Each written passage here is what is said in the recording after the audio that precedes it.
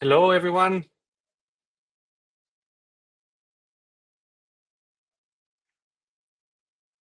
Can you hear me? Hello, hello. Hi, everyone. Thank you for saying hello. How are you? Very excited to have you here. Thank you so much for joining. Um, I want to go get started right now because I know we're a few minutes late. So um, let me just start by saying, I guess, congratulations to all of you who have been recently admitted to an MBA program. Um, I remember when I was admitted to my MBA program a few years ago, I was super excited, but I guess the first thing that happens after that is you have to start asking yourself how you're going to pay for this MBA, right? Which is why we're here today, and we're not happy to walk you through, I guess, the decision process that you have to go through before uh, making a choice on how to finance your MBA. In terms of recording, I think this session is going to be recorded, and everyone who joined the event will be able to access this recording, I guess tomorrow. And I encourage everyone to post any questions that you may have in the Q&A option that you see on your screen. I will be making pause every few slides just to make sure there are no outstanding questions. I encourage you to post as many questions as you have. We like to do these sessions as interactive as possible. I think it's for everyone's benefit. So with that, I'll just jump right into it. Okay, quick disclaimer. Juno nor me, we're not financial advisors, tax advisors, or a securities broker, or anything like that. So everything you're gonna see here today is not a financial advice. Quick agenda. I'll just introduce myself real quick. I'm Juno. We're gonna go through a little bit of a budgeting, right? Very specifically for an MBA program. And then after that, I'll do a quick, probably it's not going to be 10 minutes, a little bit less than that on student loans. And then we'll leave some time at the end for any remaining questions.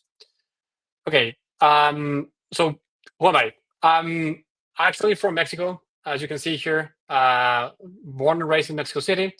I went to school there, spent a few years doing investment banking before heading into my MBA, which I did at Chicago Booth. I graduated class of 2022. I actually interned here at Juno during my summer internship and then stayed part-time working over my second year, and then obviously transitioned into a full-time role after my graduation. All right. I like to introduce Juno this way, so please bear with me a couple of minutes. It's just a quick video of what Juno is. Meet Chris and Nikhil, who've always dreamed of attending a top business school. They were ecstatic when they received their acceptance letters to Harvard, but the excitement quickly turned into stress when they realized the cost of their student loans. So Chris and Nikhil decided to take matters into their own hands. They knew they weren't the only ones facing this challenge, so they banded together with their classmates across the U.S.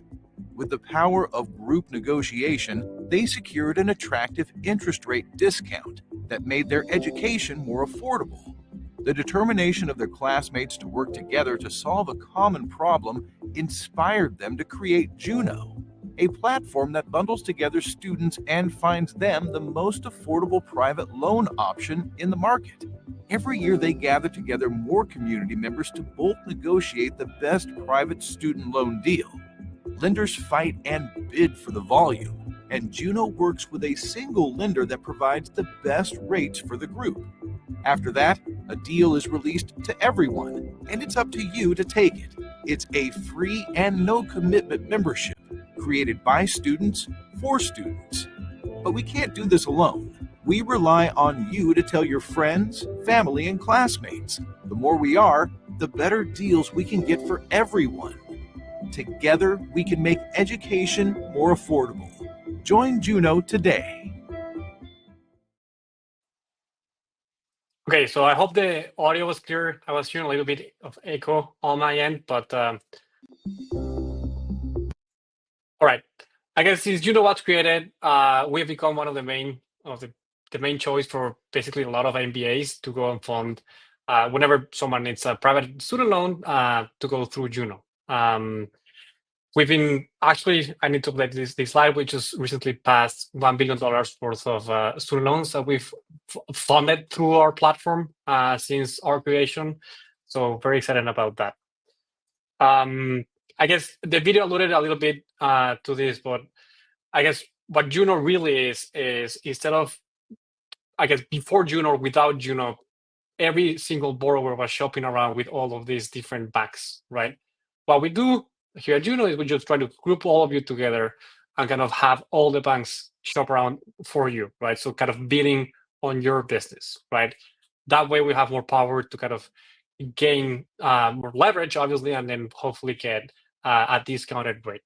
More on that in a little bit, but just wanted to introduce how Juno basically works. As Kirsty was saying in the chat, now I guess now that you know what Juno is, whoever wants to join our latest negotiation group and stay till the end of the webinar, we'll just randomly select one people who joined the group and we'll give a $100 Amazon gift card to that person. All right. So as I was saying, the first part, I guess, of this presentation will be around budgeting. So the first thing you'll need to do is build obviously an estimate, right? You can use the link you have in here. It's kind of our recommendation is to keep it as simple. It doesn't have to be very complex, right? It doesn't have to be like a very complex financial model with different tabs. Keep it as simple as possible. We actually did that on purpose on that link you see on the screen, where you'll see, basically how much you're going to be spending, per line item, I would say, on your MBA, right? The inputs that you'll see there are inputs that ourselves go through, I guess, at some point, or went through at some point. And we also have like some survey that we survey our members every year, and we try to put that in there as well. So probably you already have some sort of estimate, but if not, I encourage you to take a look at this one. Probably you might be missing some things, right? At least that's the feedback I've gotten in the past. So what are the steps, right? The first thing you'll need to know is what is known as the cost of attendance, right? Keep that name in the back of your heads because I'll double click on it in a few slides. But the cost of attendance basically is how much the school is saying that it's going to cost you as a student to attend that program. Okay. After that, obviously, you'll need to start estimating your expenses, right? Again, go to that spreadsheet, take a look at each line item to see if you're missing something, if you already have a spreadsheet, or if not, I think it's a great starting point. Obviously, estimate the funds available, right? Some of you might still be working right now. Some of you are going to be working till later this summer. Some of you probably going to end working like in a few months from now. So you have to estimate with how much cash, I'd say, you'll start your MBA. Right. I think an important thing that people usually tend to forget is estimate your earnings during business school, right? You're going to have probably a summer internship with a salary. So that is a line item that I see people tend to forget. So also just make an estimation about that. Obviously, all the schools, generally speaking, they publish, some estimates on income for both full-time and internships per industry, per function. So go ahead and take a look at your school's information and just make an assumption from that. And then once you realize all of this, you'll kind of get a sense of how much cash you're missing, right? Now, there's a few ways of kind of financing, that delta, which I'll get to in a minute, but that's the idea of building this estimate. One thing I like to add here is that my recommendation is to keep some funds. I call it an emergency fund in a savings account. Basically, what I personally did when I went for my MBA, I did all my estimations, right? My monthly expenses. I just took 6 months of my monthly expenses, put it in a savings account. I didn't touch it. Actually, I haven't touched it, right? It's still there, right? You never know what could happen when you graduate, and you don't want to be in the position where you were graduating with $0 in your bank account, right? So you want to plan ahead for that. Now, here's an example of the estimate I was just mentioning, right? I won't get into too much detail because I know we don't have a lot of time today, but the main point here is to consider expenses that you might not be considering that could add up, right? moving expenses is the most common one, right? You're moving in and then you're moving out, right? So that's probably roughly, I don't know, 10K, depending on where you're living, you're coming from. But it's obviously, something that adds up. There's a lot of club memberships that at least I paid, right? That could also add up. And it's obviously depending on your personal situation, but dining out and trips and all that's fun stuff. You should also plan ahead, right? This is basically a screenshot of the link I was just presenting in the last slide. So please go ahead and just download it. It's free, and make your estimates based off of that. All right, I was mentioning the cost of attendance. What exactly is the cost of attendance? This is the number that's going to be given to you by your school. That number includes both tuition and living expenses. Okay, it's going to be given to you on an annual basis, right? So you have a cost of attendance for your first academic year, and then you'll have a cost of attendance for your second academic year. Okay, now keep in mind it includes both tuition and living expenses. Now, tuition is pretty simple, right? Everyone pays the same tuition. Some of you might have scholarships, some of you might not, but the tuition number is going to be the same for everyone. The living expenses is an estimation from the school, right? So the school basically runs a survey every year to their outgoing class and say, hey, how much you spend on all of these different line items in the past couple of years. And based off on that, they'll just kind of come up with an estimation of your living expenses. Now, the reality is that a lot of MBA students end up spending more than what the school tells them is going to cost. Just as an example, the living expenses that are estimated by the school are estimating that you're going to be 9 months in school, right? Because that's usually a time frame that the academic year lasts. The reality is that you're going to be probably signing a 12-month lease, right, for your first year, and then a 12-month lease for your second year. So just because of that, you're like 6 months off, right, from what the school is saying you're going to be spending on rent, right? That's just an example. So just take a look at your school's cost of attendance. They publish it around April. So if not already out, they should be sending your next academic year 25-26 cost of attendance should be published in the next few weeks. As I was saying, schools tend to underestimate your actual median cost of attendance. I won't get into the details of this slide because it's what I just mentioned. For example, obviously the school is not estimating how much trips you're going to make. Probably a lot of you already heard that the MBA is very famous for all the trips that you make, both socially and professionally and personal trips. So all those trips are not actually estimated in the cost of attendance, right? As a fun fact, we actually survey our own students every year. We haven't do the 2025 yet, but you can download what we call the travel guide, where you can see exactly roughly how much an MBA student is spending per type of trip, right? That'll give you like a very good input that you can kind of plug into your spreadsheet, right, as you're estimating your expenses. Obviously, everyone's different. The ranges are very high, right? But it will give you a rough idea. Okay, I was mentioning, you do you forecast your expenses. You know how much income you have. Roughly how much cash you'll have on hand the moment you get to school. Now you have a delta, right? How can you finance that delta? All right. First thing a lot of people ask is probably you have some cash, right? Not cash, like stocks that you own on a portfolio. Many people ask, should I sell that or not? I guess the answer to that question is depends, right? On what does it depend on? Depends on how much you'll be paying if you, instead of using that cash, if let's say instead of using that cash you get a loan, what's the rate on that loan versus how much interest you're getting on your investments, right? So roughly like a diversified low risk portfolio in the US is yield between 7 and 10% historically, right? I know right now the stock market is not looking good, but generally speaking, that's what that yields.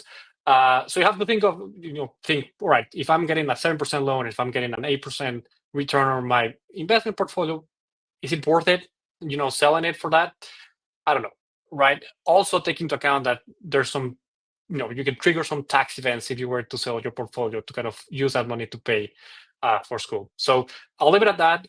I'm just pointing out the rationale on how you have to think about it as you decide whether or not to sell your portfolio to pay for that delta. Yeah, I know there's a question about international students without a cosigner.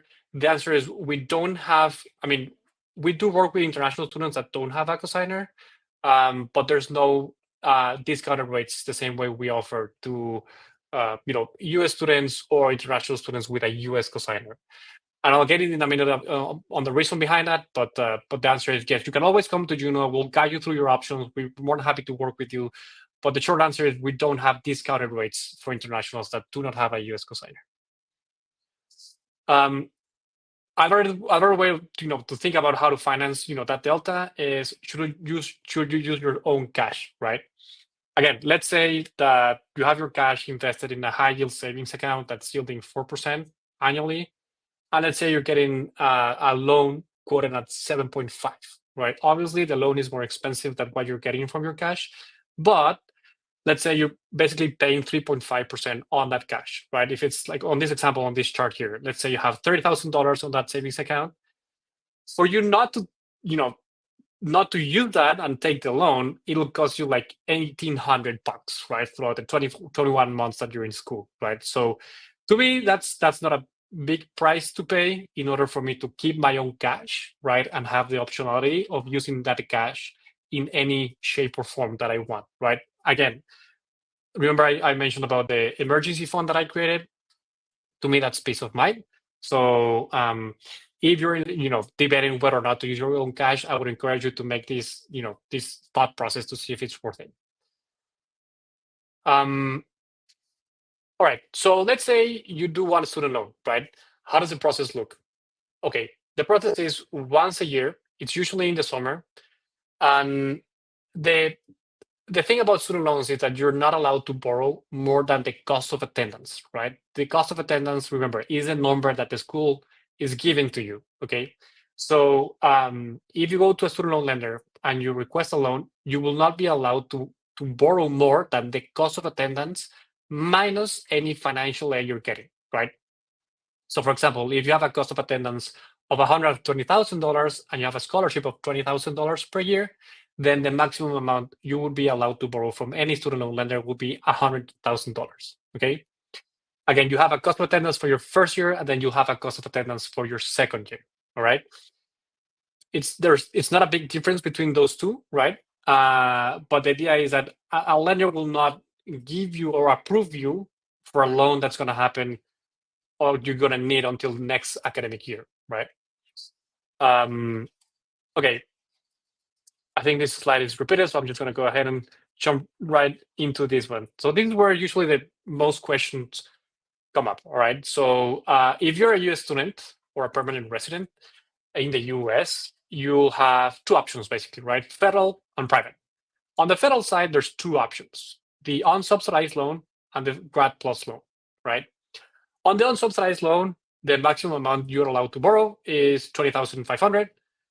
And on the Grad Plus side, the maximum amount you will be allowed to borrow is, again, the cost of attendance, okay? Private student loans is the same thing. The maximum amount you will be allowed to borrow is up to your cost of attendance. Interest rates. The interest rate on the federal loans are set by Congress every May, right? So the ones you're seeing here, I guess there's two rates you're seeing, right? The ones that were issued by Congress last year for academic year 24-25. On the federal unsubsidized loan, it was 8.08%. On the Grad Plus loan, it was 9.08%, right? How are these rates determined? They are determined based on the 10-year yield that on the auction that the Treasury, does in the month of May, which is when the actual set of rates happens, and that's basically how they are determined. It's the same for everyone. 8.08% if you're a grad student using the unsubsidized one, and 9.08% if you're a grad student using the Grad Plus loan option. Now, if we were to estimate today, how would they be priced? It'll be very similar to last year's. I know the 10-year Treasury is kind of going down a lot today. I didn't update this slide based on today's rate, but it's going to be roughly between 7.7 to 8% on the unsubsidized loan and on the plus loan, 1% more than that, right?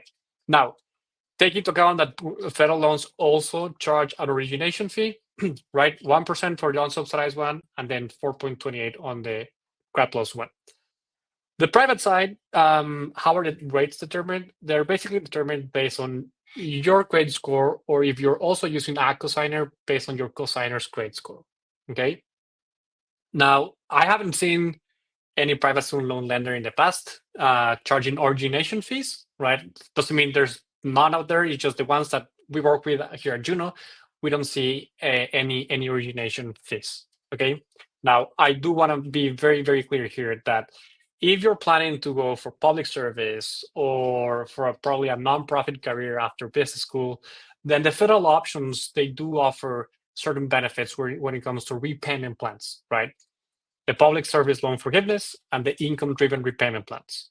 Now, that's usually not an option that any MBA student use because of the nature of business school, right? Most of us, we go to a private sector and we earn like more than the national average, I would say, and then the income-driven repayment plan wouldn't make sense, to pay something based on the post-MBA income, right? Now, but I do want to be clear that the private market do not offer those type of repayment plans, right? That's unique to the federal government.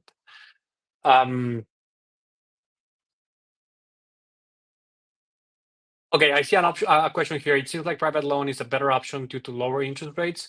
Why would it be? Sorry, I have lost the question. All right. Why would federal be better than private? If you're going up for public service, again, public service or income-driven repayment plans, then consider federal, right? Probably, before rates. Now, if that's not your case, then I would say just optimize based on rates, right? You know how much the federal government is going to charge you per loan, and you can know how much a private student loan lender is going to charge you for that same loan. You just compare rates, right?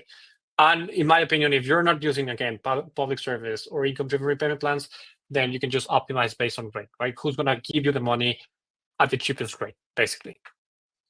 Okay, how are you different from Prodigy Finance, your competitor? Okay, first off, Juno is not a lender, right? So Prodigy Finance is a lender. Juno just think of us as a marketplace, right? Where we try to bring demand to different lenders and try to negotiate a discount on your behalf, right? So essentially, what Juno is making is just putting as many students as possible into our negotiation groups and then just asking for a discount with lenders. So, but very clear, Juno is not a lender. So Prodigy is not my competitor. Can you talk about any options for international students with no US cosigners? Yes, I mean, this session is Parnate, I know you're asking that question. This session is mostly for international students with a US cosigner. I'm happy to touch base with you on a one-on-one. I'll share with you my email at the end of the session and happy to touch base with you. But we do, work with you and try to kind of get you the best option given your unique situations. Okay, there's another question saying, what if you need a loan reimbursement to be received during the summer before school to cover for expenses like an apartment, rental fees, application? That's a great question. The reality is that student loans, I guess the lenders, including federal government, will not send the money to the school until your tuition is due, right? And that's a reality for every type of lender. So what happens is once you're approved for a lender, right? Let's say today you go and you apply, you get approved, the school certifies your application. And then after that, what happens is the school is going to share a kind of a payment calendar with the lender you choose to work with, where it says, hey, you're going to be sending me these students money on this date and then on this date, right? So let's say your school has 2 semesters, right? So the first payment from the lender to the school is going to happen on the first semester, right, close to your tuition due date, and then a second payment is going to happen for the second semester.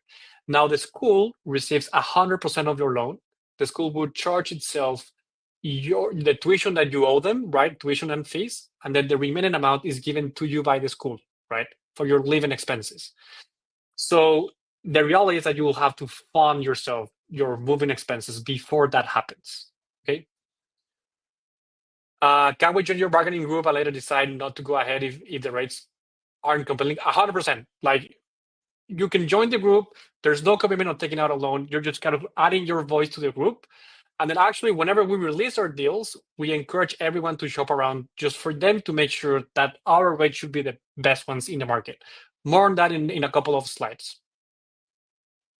Okay, can an H-1B visa holder who is a relative act as a cosigner for an international applicant? No. A cosigner has to be a US permanent resident or a US citizen. Okay, I think I alluded to this slide in the previous slide, saying you know the reasons why go private versus federal based on your career path, right? Right, timeline. What happens is, let's say your loan is going to be funded in August 2025, right? You're going to be roughly 21 months in school, and then usually lenders offer a grace period, right? That's usually between 6 and 9 months after your graduation, right? So that's called the deferment period.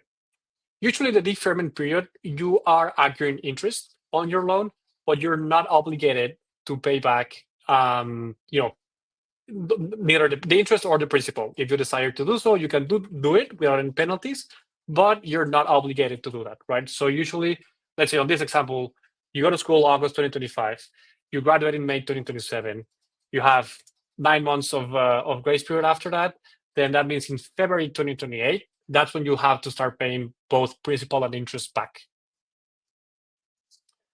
Okay, I see. Let me just get to this slide, and I do see there's a couple of questions in the channel, but okay, do not stress. There's a lot of people taking this amount of debt out there to fund for the MBA, right? So roughly, if you take a look at how many people, this is based on our own estimates from our own students, there's, call it 25% getting more than $100,000, right, in debt, right, per year, and 30%, or what is it, like, call it more than 40% getting more than $80,000 in debt each year. Okay, so don't stress. I know it's a big amount, but you're not alone in this. Again, happy to touch base with you on a one-on-one basis if you want to chat in depth about the loan amounts that you're planning to take. All right. Before I head into this last portion of the presentation, I'll read some of the questions here. Can I apply for an I-20 now based on my current savings, scholarships, and parent contribution and later you support me with the loan options? Yes. The I-20, you can prove funds for the I-20, with your own funds or with a student loan application approved. But if you have your own funds to kind of get the I-20, go to the embassy, get your visa, and then you want to work with you're more than welcome to do so. We usually release our deal in June. More on that in a couple of slides. So clarifying question, what options would be there to self-fund yourself if you're low on cash? I guess student loans.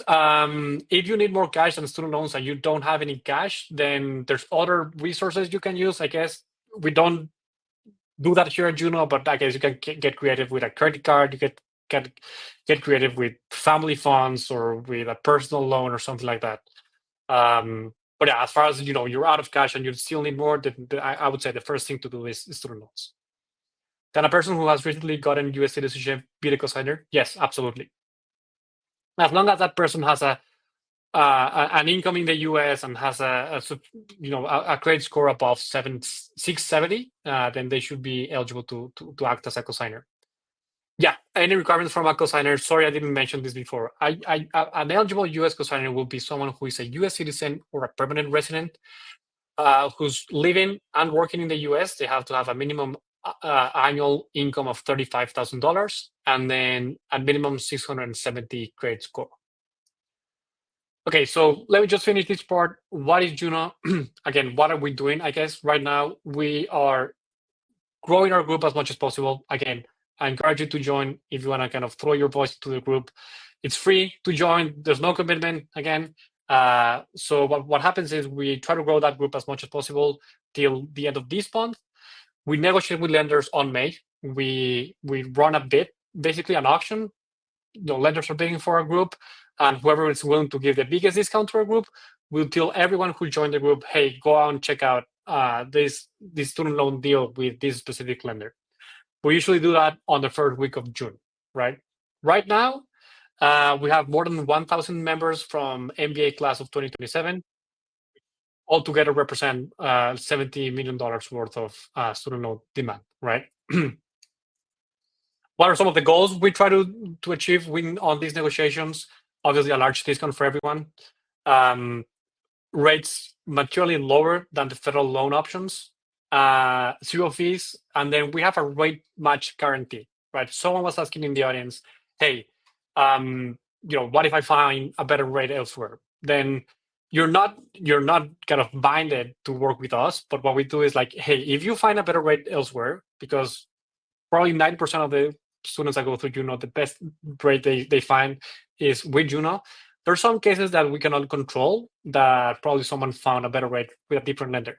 So we tell that student, hey, show me that rate, and I'll make this lender, the one we're working with, match that rate, and then give you a cashback on top of that. So that's the rate match guarantee that we first put in place a couple of years ago, and it's been very successful ever since. And this is something that we're going to be negotiating as well this year.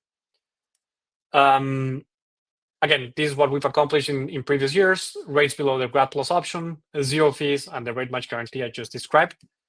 Again, what you can do, you can join Juno right now, our negotiation group. It's free. You'll get some perks if you join right now. You can tell your friends. You'll have a referral link. The more friends you refer to our group, you'll start unlocking some prices that can go as high as us paying your tuition, right? There's some disclaimers there in the website, but it's pretty straightforward, right? The more people who get in the group, the better for everyone. And we don't have like big marketing budget, so the budget that we have for marketing, we spend it back with our own members, right? We try to give back to you guys something in the shape of referral fees. Okay. All right. I know, Kirsty, I was 2 minutes behind schedule. But yeah, let me just take these couple of questions. How do I join the group? I did refer a friend earlier as well without the link. Okay.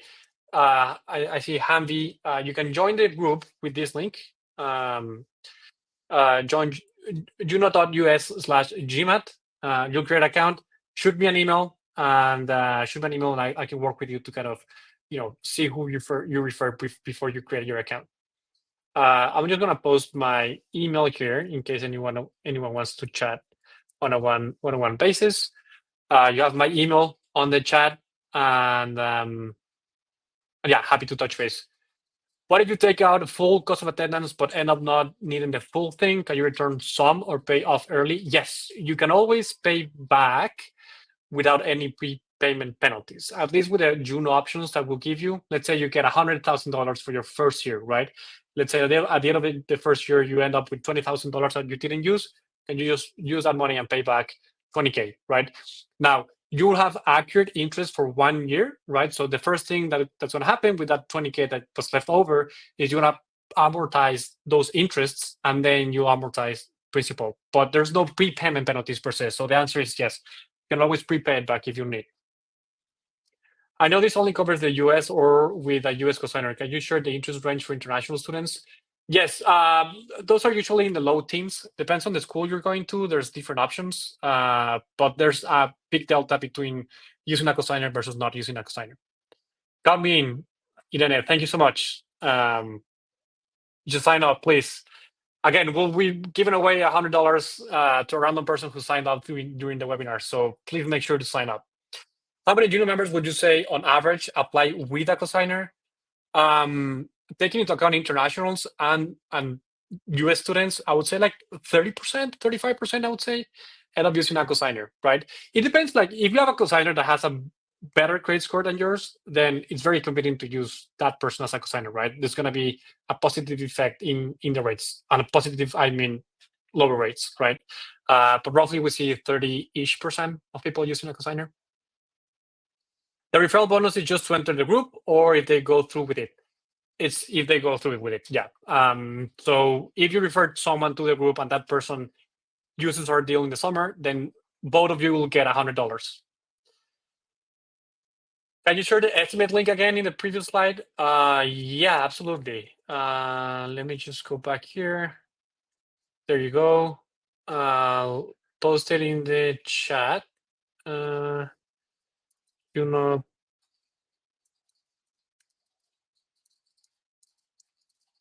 There you go. Okay. How do I sign up? I dropped off. Okay, you can sign up using GMAT Club link because I want to track who's signing up from this webinar. So you can say uno.us/GMAT. Thank you. Is there a difference between MBA and executive MBA program? No. Wendy, we also work with executive MBA students for sure. Probably the cost of attendance are going to be a little bit different from the full-time MBA, but in terms of your student loan options, those are the same, right?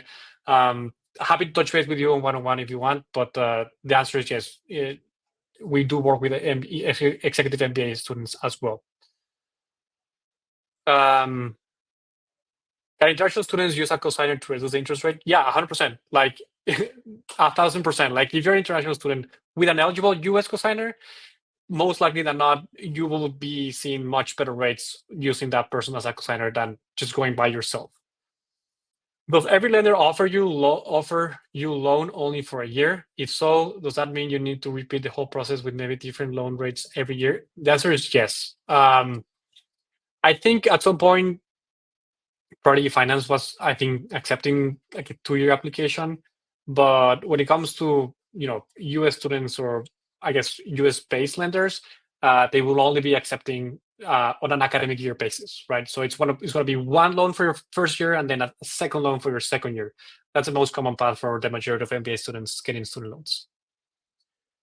Yeah, thank you, Irene. I guess we're a little over time. Kirsty, I don't know if you're still over there, but yeah, thank you everyone for joining us. Very excited to talk to you again.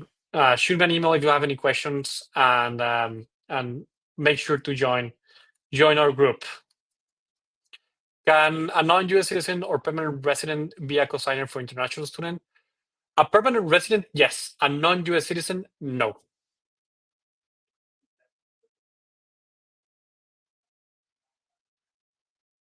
Awesome. Can you apply for loan each year? Yes, Deborah, you can reapply for a loan each year. So again, you'll have a loan for your first year based on that year's cost of attendance, and then you'll have a loan for your second year based on your second year's cost of attendance.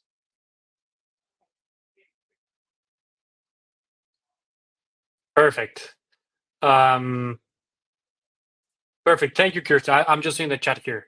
Thank you, everyone. It was great, chatting with you. Thank you for your time. Congratulations again, and see you soon.